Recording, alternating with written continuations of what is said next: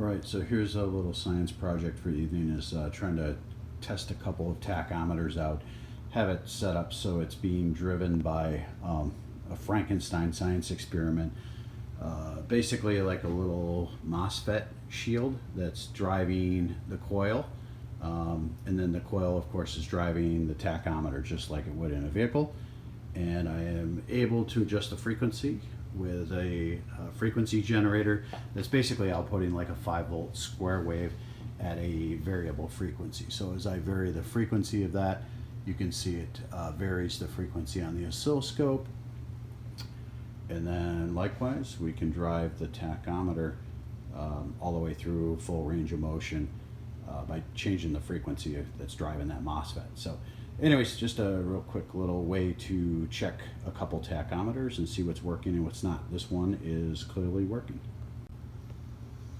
All right, so here we have another tachometer. This one's an early 911 tach, so 6-cylinder tach.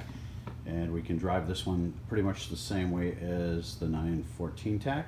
It takes a higher frequency rate because it's a 6-cylinder. It's looking for more pulses per second in order to drive the tach through a whole range of motion, but I've reset the frequency generator so that I can get a whole range of motion off of the 6-cylinder tach. And we can see this one's working too. Awesome.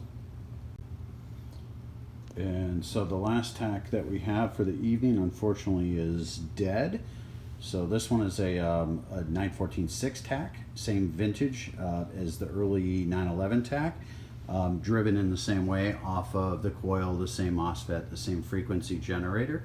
But unfortunately, as we vary the frequency on this one, there's no response. So unfortunately, this one is dead. And that will become a science project unto itself to figure out what I do with that one, whether I troubleshoot that one myself or maybe whether it goes off to Hollywood Speedometer or somewhere else for a repair. It's a really nice 914-6 tach with an undisturbed bezel, so I'm a little reluctant to disturb it myself, and maybe that one just goes out for restoration. But wah, wah. Anyway, that one doesn't work, so we'll figure out what to do with that one later.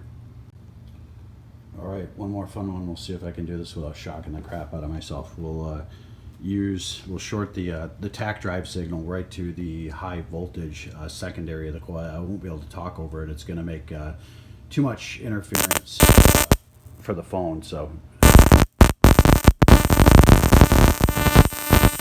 you get a sense of you don't want to get in the way of that one.